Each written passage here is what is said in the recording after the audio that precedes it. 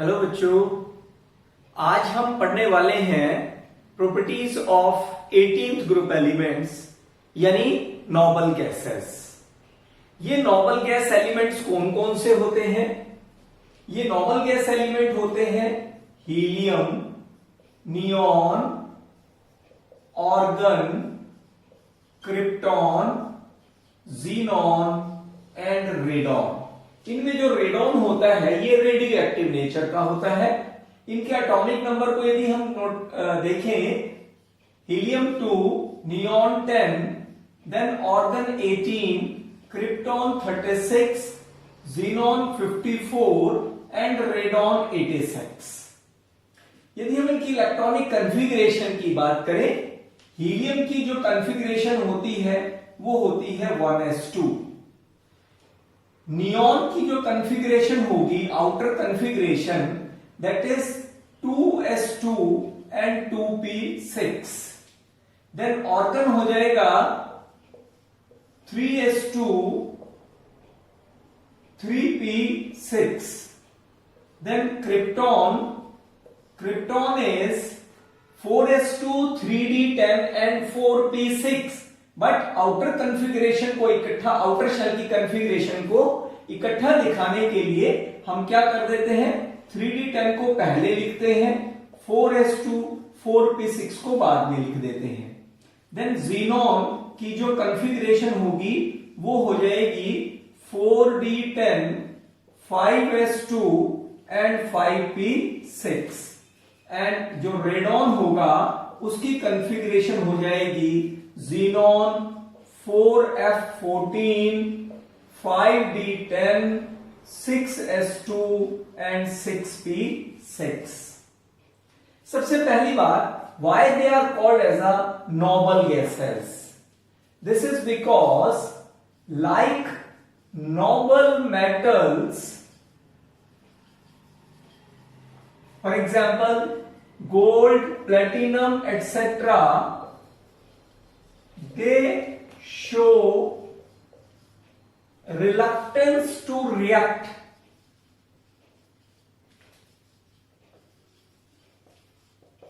rather than complete inertness। मतलब जिस तरीके से जो नोबल मेटल्स हैं वो कंप्लीटली इनर्टनेस की बजाय खुद को रिएक्ट करने से बचाते हैं, उसी तरीके से जो ग्रुप 18 एलिमेंट होते हैं ये भी अपने आप को रिएक्ट करने से बचाते हैं। That is why they are called as the noble gases. They are also called as the aerogens. यहां पर जो एरो वर्ड है वो एयर से आया है, because these gases are present in air, that is why they are also called as a aerogens. They are also called as a rare gases because they are present in very small amount in air. That is why they are also called as a rare gases.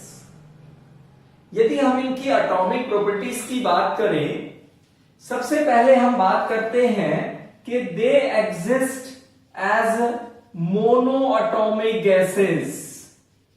इनकी mono atomic nature होती है। This is because यदि आप इनकी outer configuration देखें तो outer configuration इनकी completely filled है, यानी आउटर शेल में 8 इलेक्ट्रॉन्स हैं। So they are not able to lose और gain electron, neither they share their electrons. That is why ये अपने ही जैसे एटम या किसी दूसरे और एटम के साथ इलेक्ट्रॉन को शेयर करके बॉन्ड नहीं बनाते हैं। That is why they exist in the monoatomic form like helium, neon, argon, krypton, etc. यदि इनके हम एटॉमिक रेडियस की बात करें, atomic radius, they have largest in size in their respective period. In their respective period. अपने period में noble gas element का जो साइज होता है वो सबसे बड़ा होता है. This is because they have van der Waals radii. और हमने 11th क्लास में ये पढ़ा था कि जो वंडरवाल रेडियाई होती हैं वो कोवलेंट और मेटालिक रेडियस से लार्जेस्ट होती हैं, लार्जर होती हैं. इसी वजह से क्योंकि ये नोबल गैस एलिमेंट्स का वंडरवाल रेडियाई होता है, that is why noble gas element का जो साइज होता है वो उसके रिस्पेक्टिव पीरियड में सबसे बड़ा होता है. Noble gas element have very high ionization enthalpy. This is because they have completely filled outermost shell. Completely filled outermost shell. और हमने पढ़ा है कि यदि completely filled outermost shell होता है या completely exactly half filled होता है तो वो एक्स्ट्रा स्टेबल होता है, यानी इलेक्ट्रॉन को रिमूव करने के लिए आपको बहुत ज्यादा एनर्जी देनी पड़ेगी. दैट इज व्हाई जो आयनाइजेशन एंथैल्पी होती है वो नोबल गैस एलिमेंट की बहुत हाई होती है. हाँ, down to group as the size increases ionisation enthalpy as usual decreases. सभी ग्रुपों में जैसे होता है आयनाइजेशन एंथैल्पी साइज बढ़ने के साथ साथ डिक्रीज करती चली जाती है. इलेक्ट्रॉन गेन एंथैल्पी की यदि हम बात करें, इलेक्ट्रॉन गेन एंथैल्पी हमें पता है इलेक्ट्रॉन गेन एंथैल्पी होता है the amount of energy release when an electron is added to the outermost shell. अब क्योंकि इनकी जो आउटर कॉन्फ़िगरेशन है वो तो ns2np6 है, यानी इनका तो outer most shell completely filled है. दैट इज व्हाई जो इनकमिंग इलेक्ट्रॉन होगा that should be added to the next higher shell. इसलिए नेक्स्ट हायर शेल में इलेक्ट्रॉन ऐड करने के लिए हमें एनर्जी देनी पड़ेगी. That is why they have positive electron gain enthalpy. इसलिए इन नोबल गैस एलिमेंट की जो इलेक्ट्रॉन गेन एंथैल्पी होती है वो पॉजिटिव होती है, यानी एनर्जी रिलीज नहीं होती है, इंस्टेड आपको एनर्जी देनी पड़ती है. मेल्टिंग और बॉइलिंग पॉइंट की यदि हम बात करें, इनका जो मेल्टिंग और बॉइलिंग पॉइंट होता है वो बहुत लो होता है, low melting and boiling point, because they have week van der Waals forces.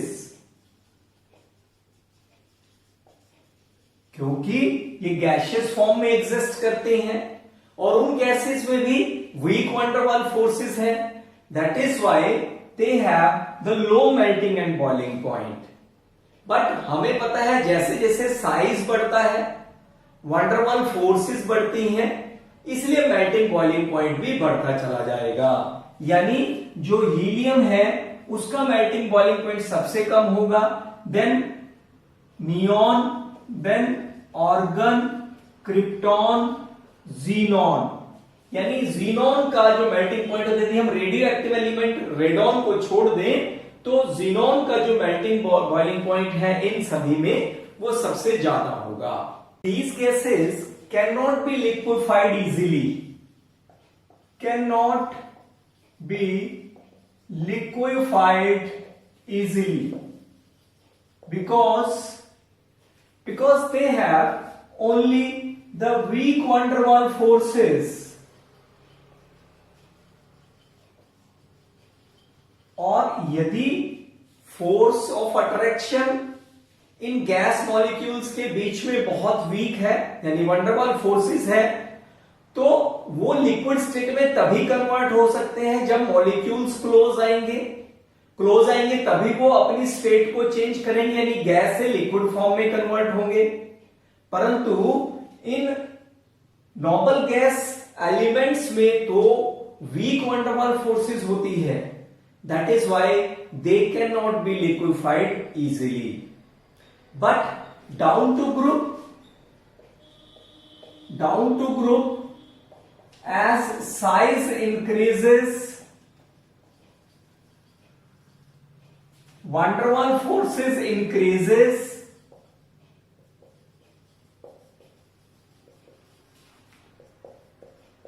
and that is why ease of liquefaction increases.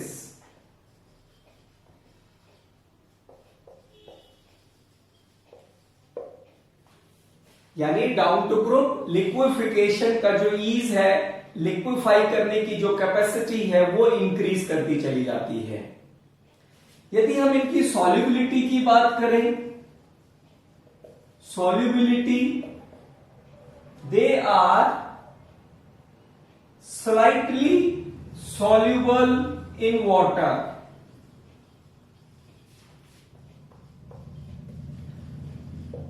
This is because of dipole-induced dipole interaction.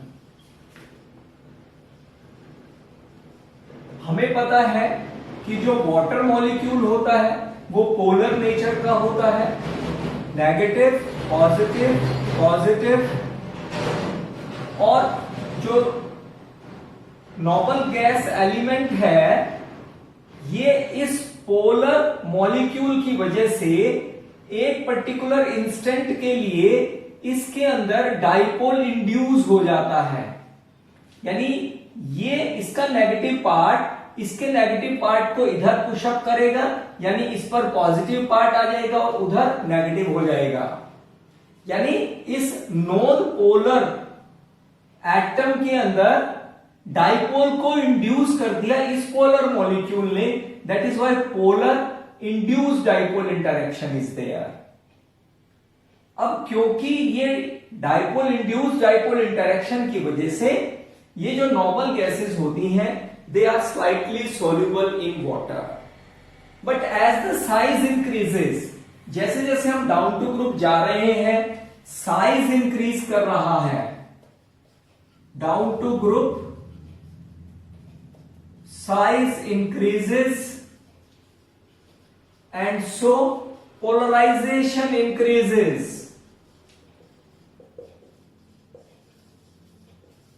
and that is why जो solubility है, सो जो dipole induced dipole interaction है, dipole induced dipole interaction becomes stronger, and that is why जो solubility है वो increase करती चली जाती है। सॉल्युबिलिटी इंक्रीजेस, यानी जो हीलियम है उसकी सॉल्युबिलिटी सबसे कम है, नियॉन की उससे ज्यादा, ऑर्गन की उससे ज्यादा, then krypton, then xenon and then radon. तो इस तरीके से जो सॉल्युबिलिटी है वो डाउन टू ग्रुप इंक्रीज करती चली जाती है। बच्चों अभी हमने पढ़ा है कि जो नोबल गैस एलिमेंट्स होते हैं क्योंकि इनकी आउटर शेल कंप्लीटली फिल्ड होता है, so neither they can share nor lose और gain electron from the other elements, that is why they are not able to form the compounds with the other element. ये बात सही थी 1962 तक, लेकिन 1962 में नेल बार्टलेट साइंटिस्ट जिन्होंने ये ऑब्जर्व किया कि जो डाई ऑक्सीजन है it can form compound with the platinum hexafluoride,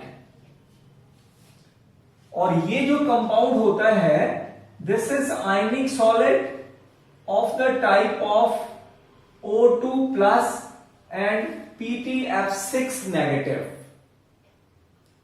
यहां से उन्होंने नोटिस किया कि ज़ीनोन जिसकी ionisation enthalpy equal to ionisation enthalpy of oxygen के अप्रोक्सीमेटली इक्वल होती है, यानी ये होती है 1175 किलो जूल पर मोल। ज़ीनोन की जो आयनाइजेशन एंथैल्पी है वो आयनाइजेशन एंथैल्पी ऑफ ऑक्सीजन के अप्रोक्सीमेटली इक्वल होती है। दैट इज वाई जो ज़ीनोन है that should also form compound with the platinum hexafluoride. और जब ये लैब में चेक किया गया तो ये देखा गया कि xenon also form an ionic solid with the platinum hexafluoride. So यहां से ये बात क्लियर हुई कि नोबल गैस के कुछ एलिमेंट ऐसे हैं जो कंपाउंड्स फॉर्म करते हैं and xenon is one of them.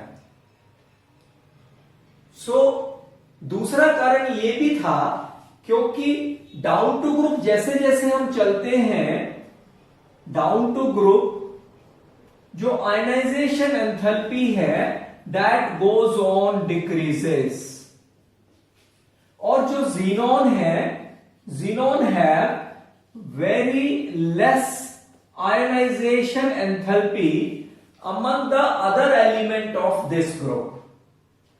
दूसरे एलिमेंट के कंपैरेटिवली जो ज़ीनोन है उसकी आयनाइजेशन एंथैल्पी बहुत कम होती है, यानी इट कैन लूज इलेक्ट्रॉन।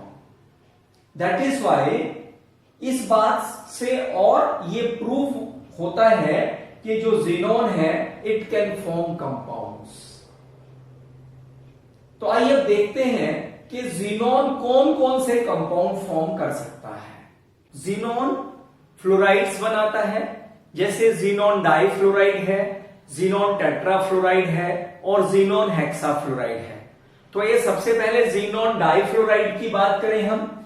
ज़ीनोन जब एक्सेस में ज़ीनोन को आप फ्लोरीन के साथ 673 केल्विन पर हीट करते हैं at 1 bar pressure, then it will form the xenon difluoride. यदि हम इसका स्ट्रक्चर देखें तो ज़ीनोन दो मोनोवेलेंट एटम के साथ लिंक है। दैट इज वाई ज़ीनोन जिसकी आउटर कॉन्फ़िगरेशन है NS2 एंड NP6, इसके आउटर शेल में दो हाफ फिल्ड ऑर्बिटल होने चाहिए क्योंकि ये दो मोनोवेलेंट एटम के साथ लिंक कर रहा है। That is why in the first excited state one electron from the NP orbital get excited to the ND orbital। इस तरीके से जो ज़ीनोन है ज़ीनोन डाइफ्लोराइड में that will undergo the sp3d hybridization। और हमें पता है जब sp3d हाइब्रिडाइजेशन होती है तो जो शेप है वो होनी चाहिए ट्राइगोनल बाइपिरामिडल। इस तरीके से ये शेप होनी चाहिए ट्राइगोनल बाइपिरामिडल। परंतु वेस्पर थ्योरी के अकॉर्डिंग टू वेस्पर थ्योरी यदि हम total number of electron pair count करें सेंट्रल एटम के पास, that is half of valence electron of the central atom that is xenon. Valence electron है 8 plus number of atoms that linked with the single bond to the central atom that is 2। तो यहां पर 2 आ गया, तो कितना आ गया 10/2 that is 5। तो total electron pair हुए कितने 5, जिनमें से 2 बॉन्ड सिंगल बॉन्ड के साथ लिंक है, दैट इज वाई जो बॉन्ड पेयर हुए वो कितने हुए 2। सो लोन पेयर कितने रह गए 3। सो इन 5 इलेक्ट्रॉन पेयर में से 3 लोन पेयर हैं और 2 बॉन्ड पेयर हैं। तो 5 में से जब 3 लोन पेयर होते हैं, 2 बॉन्ड पेयर होते हैं, तो शेप टी होती है। यानी इस ट्राइगोनल बाइपिरामिडल के इक्वेटोरियल पोजीशंस पर लोन पेयर आ जाएंगे और यहां पर आ जाएगा फ्लोरीन, यानी जो शेप है that becomes linear. Second xenon fluoride है xenon tetrafluoride, which can be formed by the reaction of xenon and fluorine in the ratio of 1:5। Heat करेंगे 873 केल्विन टेम्परेचर पर एंड 7 बार प्रेशर पर, जिससे ये आपको देगा ज़ीनॉन टेट्राफ्लोराइड। यदि हम इसके स्ट्रक्चर की बात करें, क्योंकि ज़ीनॉन 4 मोनोवेलेंट एटम के साथ लिंक है, that is why under the second excitation state xenon's के np ऑर्बिटल से 2 इलेक्ट्रॉन एक्साइट कर जाते हैं वेकेंट nd ऑर्बिटल्स में। अब हाइब्रिडाइजेशन कहां से शुरू होगी, आउटर मोस्ट शेल से, यहां से up to 4 half filled orbital, यानी central atom xenon undergo the sp3d2 hybridisation. लेकिन वेस्पर थ्योरी के अकॉर्डिंग टू वेस्पर थ्योरी, जो नंबर ऑफ इलेक्ट्रॉन पेयर है that is equal to half of number of valence electron of the central atom जो 8 है, plus कितने atom single bond से central atom से link है वो 4 है, 4 ऐड कर दिया आपने, तो ये इलेक्ट्रॉन पेयर आ गए 6। इलेक्ट्रॉन पेयर टोटल है 6, उसमें से जो सिंगल एटम यानी बॉन्ड पेयर से जो लिंक है वो एटम है 4, सो लोन पेयर रह गए 2। हमें पता है जब sp3d2 हाइब्रिडाइजेशन होती है तो जो शेप होती है वो होती है ऑक्टाहेड्रल, बट उन 6 में से 6 टोटल इलेक्ट्रॉन पेयर हैं, 6 में से 2 कितने हैं, 2 क्या है लोन पेयर हैं, और वो लोन पेयर यहां आने की वजह से जो शेप है वो हो जाती है स्क्वायर प्लेनर, यानी xenon tetrafluoride is square planar in nature. Next xenon का फ्लोराइड है xenon hexafluoride. It can be formed by the reaction of xenon and fluorine in the ratio of 1:20 at about 573 Kelvin temperature and 60 to 70 bar pressure। लगभग 60 से 70 बार pressure पर xenon fluorine के साथ xenon hexafluoride देता है।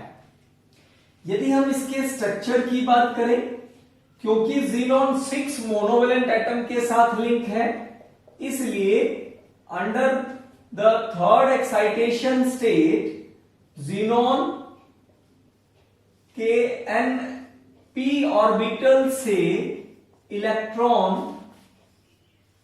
Vacant nd orbital में excite कर जाते हैं, so that it will have the 6 half-filled orbitals, and thus the xenon undergo the sp3d3 hybridization। यदि वेस्पर थ्योरी के अकॉर्डिंगली हम इलेक्ट्रॉन पेयर देखें सेंट्रल एटम के पास, वो हो जाएंगे हाफ ऑफ 8 जो नंबर ऑफ वैलेंस इलेक्ट्रॉन है सेंट्रल एटम का, plus number of monovalent atom link to the central atom that is 6। तो कितना हो गया इलेक्ट्रॉन पेयर टोटल 7। अब इलेक्ट्रॉन पेयर टोटल है 7, उनमें से बॉन्ड पेयर है 6, तो लोन पेयर हो गया 1। दैट इज वाई जो शेप है वो बन जाती है distorted octahedral, that is distorted octahedral.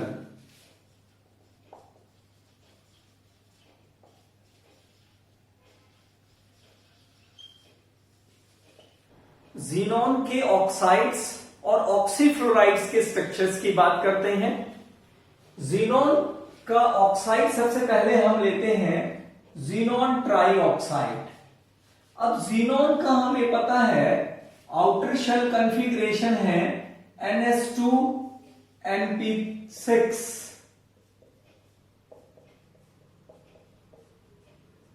अब यहां पर क्योंकि ज़ीनॉन ऑक्सीजन के साथ मल्टीपल बॉन्डिंग करता है, तो जितने बाइवेलेंट ऑक्सीजन है उससे डबल हाफ फील्ड ऑर्बिटल हमारे पास होने चाहिए।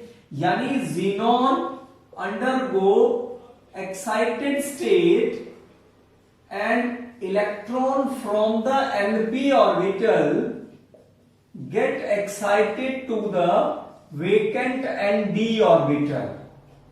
3 इलेक्ट्रॉन एक्साइट कर गए तो कितने आ गए हमारे पास 6 हाफ फील्ड आ गए।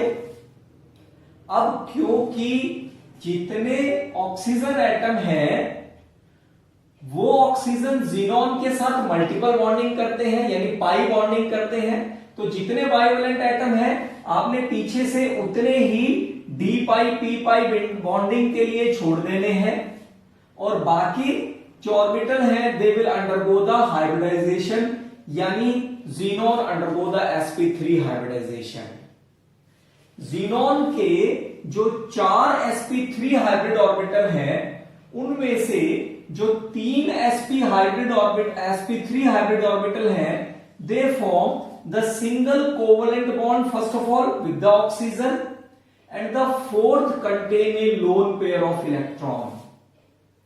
but ये जो ऑर्बिटल d ऑर्बिटल रहे हैं they will form the d pi p pi bonding with the oxygen and so the xenon form the multiple bonding with oxygen and so the shape of the xenon trifluoride now becomes pyramidal। यदि हम xenon tetroxide की बात करें तो यहां 4 bivalent oxygen के साथ xenon bond बना रहा है, तो इसलिए ज़ीनॉन के पास 8 हाफ फील्ड ऑर्बिटल होने चाहिए, यानी एक इलेक्ट्रॉन और यहां से एक्साइट करेगा तो हाफ फील्ड ऑर्बिटल 8 होंगे। So xenon undergo the excited state, 8 electron NS से और 3 इलेक्ट्रॉन NP से एक्साइट करते हैं वेकेंट ND ऑर्बिटल्स में, that is why they have the 8 half filled orbitals। अब क्योंकि 4 ऑक्सीजन एटम है तो वो 4 मल्टीपल बॉन्डिंग यानी पाई बॉन्डिंग बनाएंगे, तो पीछे से 4 हाफ फील्ड ऑर्बिटल आपने छोड़ दिए D pi P pi bonding के लिए, rest all undergo the hybridisation, that is why xenon form the sp3 hybridisation. 4 sp3 में ज़ीनॉन ऑक्सीजन के साथ पहले सिंगल बॉन्डिंग बनाता है और ये जो nd ऑर्बिटल्स हैं they will form the pi bonding with the oxygen and that is why जो शेप है ज़ीनॉन टेट्राऑक्साइड की that is tetrahedral.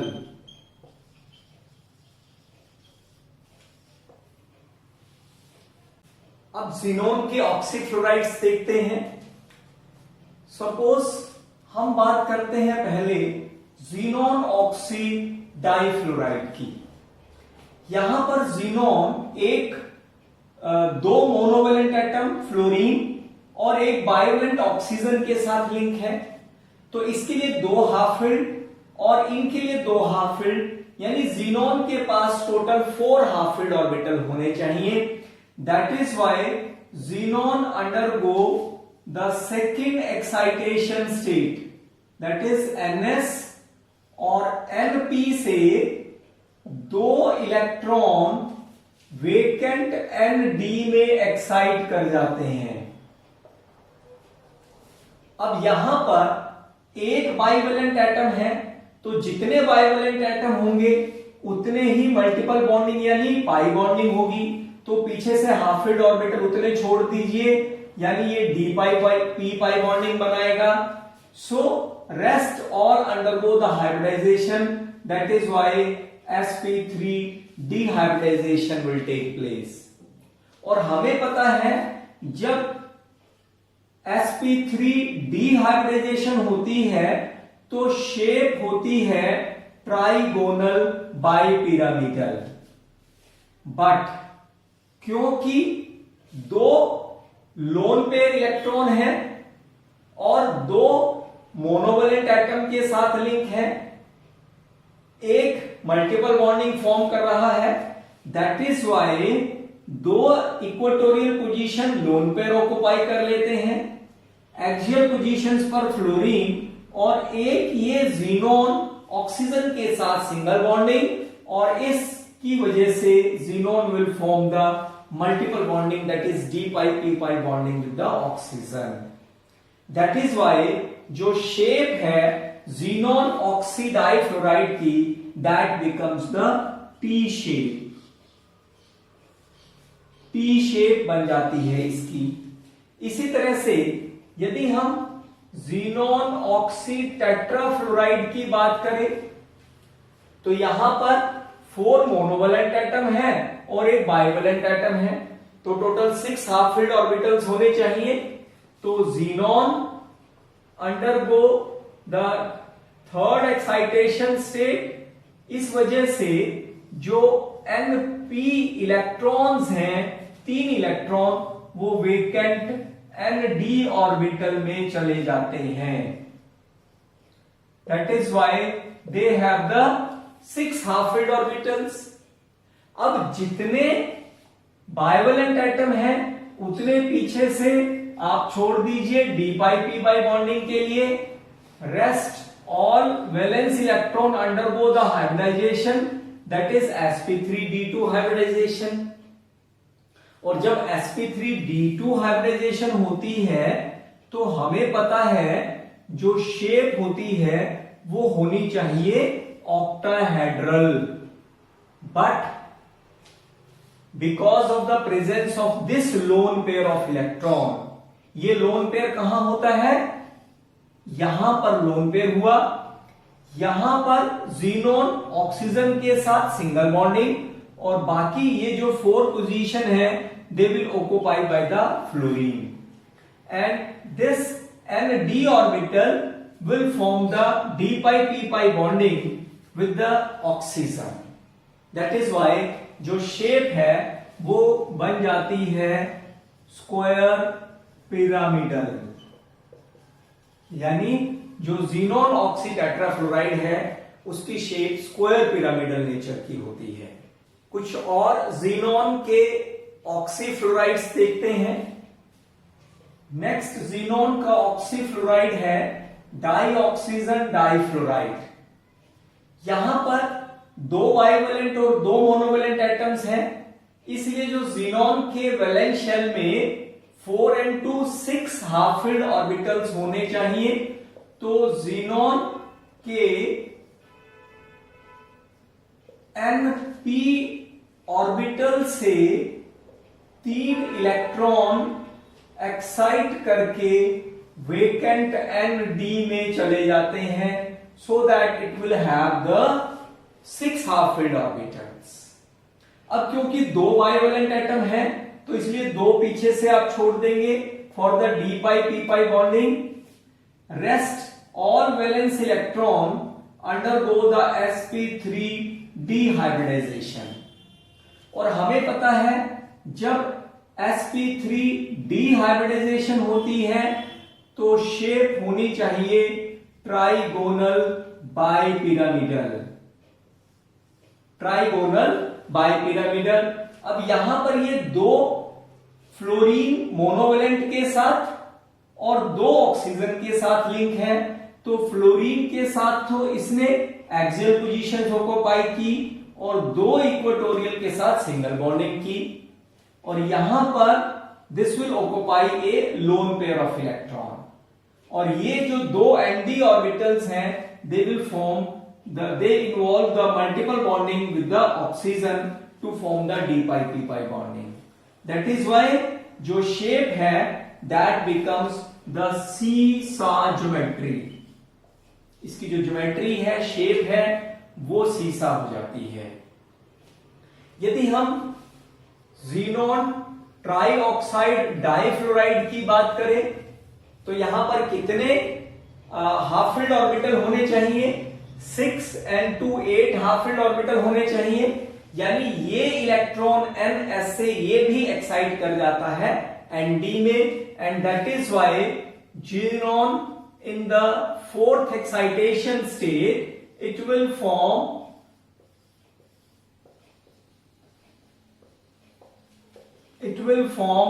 all the half filled orbitals. But 3 bivalent oxygen है तो हमने ये 3 एनडी ऑर्बिटल छोड़ दिए D pi P pi bonding के लिए। Rest all undergo the hybridisation, that is why xenon will undergo the sp3 dehybridization। और इस sp3 dehybridization की वजह से जो शेप है वो क्या होगी? Trigonal bipyramidal. इस तरीके से यहां पर कितने ऑक्सीजन के साथ है? 3 ऑक्सीजन के साथ। तो ये आप 3 ऑक्सीजन के साथ यहां पर, और एक ये, और 2 फ्लोरीन के साथ। दैट इज वाई जो शेप है वो हो जाती है ट्राइगोनल बाइपिरामिडल।